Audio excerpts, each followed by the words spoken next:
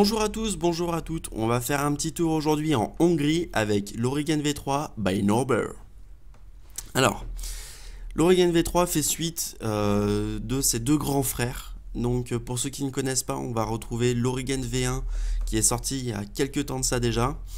L'Aurigen V2 Genesis qui est sorti il y a quelques mois, mais qui se rapproche plus, qui va être un petit peu la version entre le dripper et l'atto à cuve, hein, parce qu'il va avoir une cuve vers le bas, qui va nous permettre d'avoir une petite réserve de juice, pas énorme, mais qui avait voilà, l'avantage de présenter plusieurs plateaux pour des montages Genesis, simple coil, dual coil, etc. Là, aujourd'hui, on va vraiment se concentrer sur l'Aurigen V3, qui lui, pour le coup, est un pur dripper.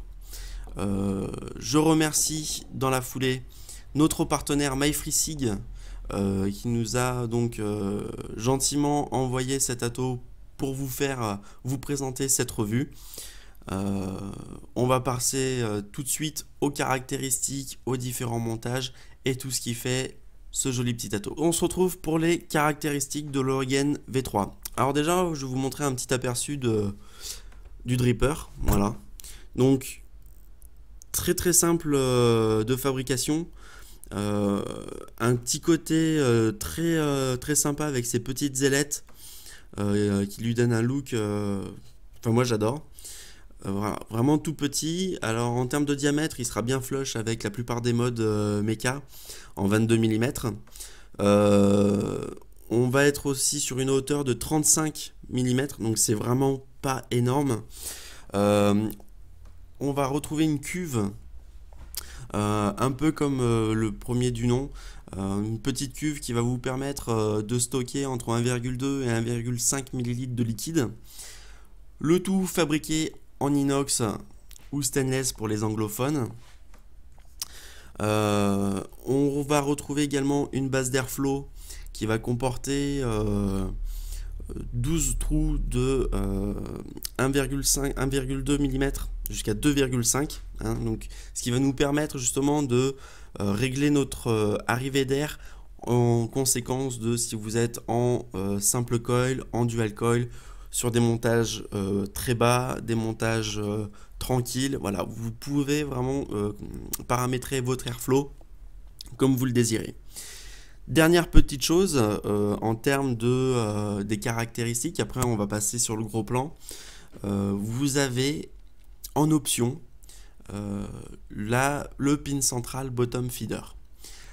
Alors la vis centrale bottom feeder, je vais vous la montrer plus précisément tout à l'heure en gros plan, mais pour expliquer ce que c'est, en fait, le bottom feeder, tout simplement, c'est généralement des box qui vous permettent d'alimenter votre atto par le bas.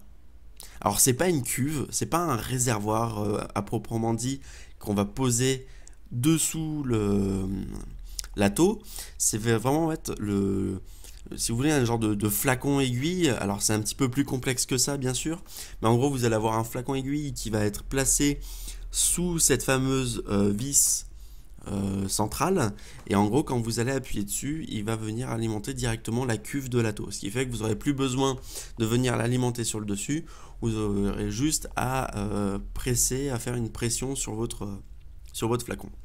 Alors bien sûr les box bottom feeder sont pas forcément énormes sur le marché actuellement. Généralement c'est des box plutôt die, mais voilà, on va quand même souligner l'intérêt que Norbert a eu pour ses fans, de façon à donner en option cette petite vis qui ravira beaucoup de ses fans. On passe tout de suite pour le gros plan. Il y aura déjà un montage de fait dessus. Je vais vous expliquer un petit peu les différents montages que j'ai pu essayer, leurs avantages, leurs inconvénients, et je vous dis à tout de suite. Et on se retrouve pour le gros plan. Alors comme vous pouvez le constater, l'Aurigen, Aurigen ou Origen d'ailleurs, se compose en 4 parties, 5 si on compte le pin positif pour le bottom feeder.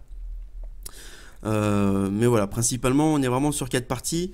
Là on va se retrouver avec le plateau avec les deux vis pour les ports négatifs et le pin central qui sera lui en brasse pour le port positif. Alors je vais vous faire je vais vous montrer un petit peu à quoi ressemble le pin central pour le bottom feeder. Donc là vous voyez quand on retourne le plateau, voilà, on a la tête de vis tout simple comme à l'habitude. Et par contre, il est possible de l'enlever et de rajouter à la place cette partie-là. Alors, vous voyez, si je vous montre là, on retrouve donc la tête de vis, mais avec un trou au milieu qui va venir traverser toute la vis et qui va nous permettre de rejoindre, hop, je vais vous le dévisser un petit peu, cette partie-là, ce qui va être en fait le trou d'alimentation de votre cuve lorsque vous êtes en bottom feeder. Voilà. Je fais un petit tour, un bref tour sur le packaging, hein, quand vous le recevez. Bon, vous n'avez pas de boîte, etc. Mais bon, c'est très bien emballé, hein, vous n'avez pas de souci, votre râteau il arrivera entier. Voilà, vous avez voilà, des petits joints de rechange. Et ça, ma foi, c'est quand même génial, parce que ça, quand on fait pas attention, ça se pète. Voilà. Ça se pète facilement. On va retrouver aussi une petite vis pour l'épaule négatif. Donc ça aussi, c'est très appréciable, parce que ça, on les paume tout le temps. Moi, je dis pas que je les paume tout le temps, mais... Et une petite clé Allen qui va permettre, voilà, tout simplement de réaliser le serrage de ces montages très facilement. Alors moi je regrette un petit peu que ça soit une clé Allen parce que ça m'oblige dans tout mon bordel à avoir encore cette petite chose en plus. Mais bon, c'est vrai que c'est vraiment très appréciable quand on a des vis de qualité, parce qu'au niveau du serrage c'est vraiment tip top. Alors voilà pour le contenu du packaging. À savoir que l'option bottom feeder, c'est une option payante en plus que vous retrouverez sur le site MyFreeSig en lien additionnel au dripper. Donc nous retrouvons notre plateau avec notre fameuse cuve, hein, qui est très sympa. Franchement, on va jusqu'à 1,5 ml au niveau contenance.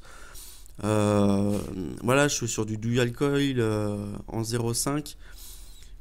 Une fois rempli, voilà, on tire quand même pas mal de puff avant d'être sur le dry hit. Bon, bien sûr, on n'est pas sur un Typhoon à 6 ml de liquide où vous pouvez vaper toute la journée dessus. Mais voilà, pour un dripper, c'est quand même assez correct. C'est vraiment sympa. Au niveau du serrage du pôle positif, ça se fait à la main. Alors au début, j'avais un petit peu peur parce que jusqu'à maintenant, tout ce qui se serre à la main, ça finissait par se desserrer facilement et j'étais un peu déçu. Là, pour le coup, on est vraiment sur un truc de qualité, hein. Vraiment, on le serre. Ça se serre en une fois. À la limite, on y revient une fois qu'on a fait chauffer un peu le Cantal.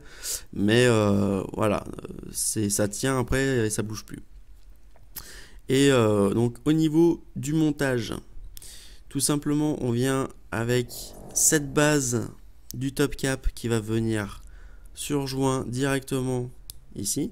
Où vous voyez, vous avez les 12 trous de l'arrivée d'air. Donc ces 12 trous vont de 1,2 à 2,5 mm de diamètre, ce qui va vraiment nous permettre d'ajuster notre airflow comme on le souhaite, si on est en simple coil, en dual coil, sur un montage tordu ou sur un montage vraiment simple pépère. Vous avez vraiment la possibilité de le régler comme vous le souhaitez. Ensuite, vous allez pouvoir mettre votre bague de réglage. Alors à noter que cette bague, elle ne peut se mettre que dans un sens. Vous voyez, si je la retourne, et ben voilà, on voit bien qu'il y a un souci. Donc on va la mettre à l'envers.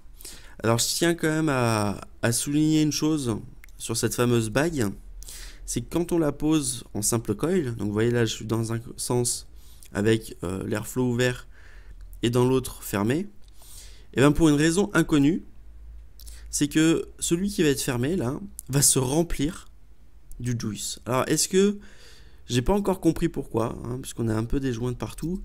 Je pense plutôt à une condensation de par le dôme qui vient s'infiltrer entre cette partie-là et la bague, et ce qui nous vous donne voilà, cette impression que le trou fermé est rempli de liquide. Et sur cela, on vient se visser la fin du top cap. Donc vous voyez le top cap avec l'usinage en forme de dôme, vraiment de très bonne qualité. C'est vraiment ça qui va nous donner ce rendu vraiment sympa des arômes. Et puis ces petites ailettes que je trouve aussi vraiment très très cool et qui fait penser à la lignée des origines. C'est vraiment sympa. Hop, et vous allez voir qu'on va venir visser ça très facilement dessus parce que, il faut le dire, le pas de vis, le seul et unique pas de vis qu'on aura sur le top cap, c'est une tuerie. Voilà, je me rapproche du micro. Voilà, excusez-moi du terme, mais non, je vais pas le dire. Mais voilà, c'est vraiment satisfaisant d'avoir un pas de vis de cette qualité. Et bien écoutez, on va se retrouver en plan large. Je vais mettre un petit bout de coton, un petit peu de juice, je vais le visser sur le lisse et je vais vous montrer un petit peu comment ça va sur ce type de montage. A tout de suite. Et on se retrouve en plan large pour la conclusion de cette revue sur l'Origine ou l'Origine V3 par Norbert. Alors nous allons commencer un petit peu avec les points positifs, points négatifs. Gros point positif de cet atto, ça va être l'excellent rendu saveur vapeur. Hein, pour vous faire une petite démonstration, donc là je suis sur le coil que je vous avais montré tout à l'heure. Je suis à 0,5 ohm avec juste un petit dual avec du Cantal en 0,3 mm.